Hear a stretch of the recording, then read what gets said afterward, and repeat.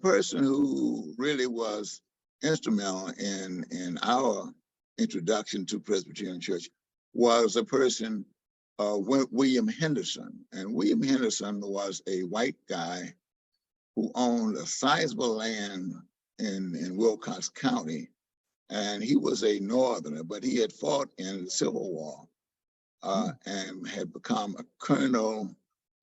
I think it was out of Massachusetts. You have the document. I'm not sure that I am that clear on that. But he had sought an opportunity both to cultivate the land as well as the opportunities and the significance of owning land in Alabama.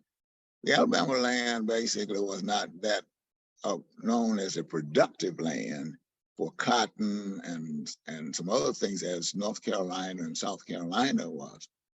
But so he took the opportunity to raise cattle as well as continue the legacy of cotton. And he established Miller's Ferry School basically for blacks who had no way of getting any education. Most of the elite individuals in Washington, D.C. Basically were either teachers or government workers. And so the elite group of that were in 15th Street Presbyterian Church. My father was always interested in getting access to whatever influential individuals, black or white, that he could get comfortable with and be able to learn from them as to how to move forward and maneuver and things. And even though this is my own personal feeling, is that even though I don't think that he was accepted initially when he first joined the church there as part of a person who had any contribution to make, he eventually made his way to the top of the ladder and was influential in terms of kind of educating them about the history that he had brought to the church, helping them to expand into other activities and record their historical aspect of what their contributions was, as well as link them basically to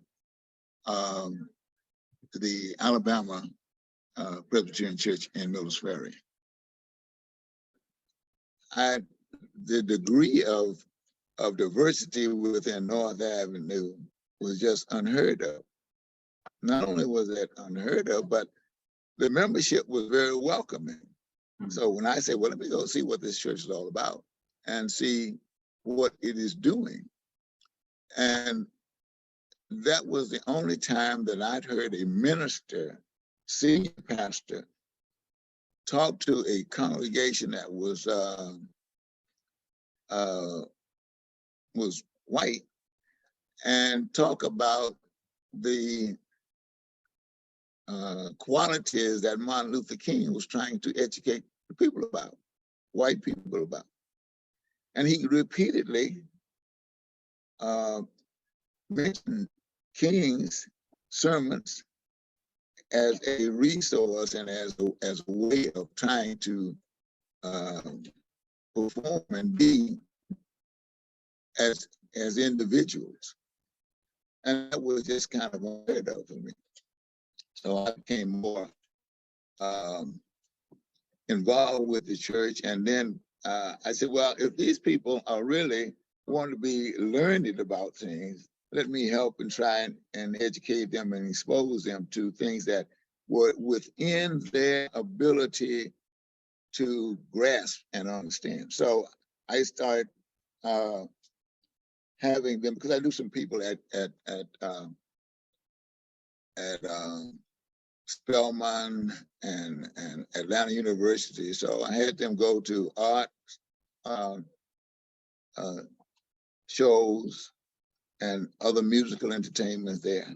And the church kind of participated in that and encouraged everybody else to go.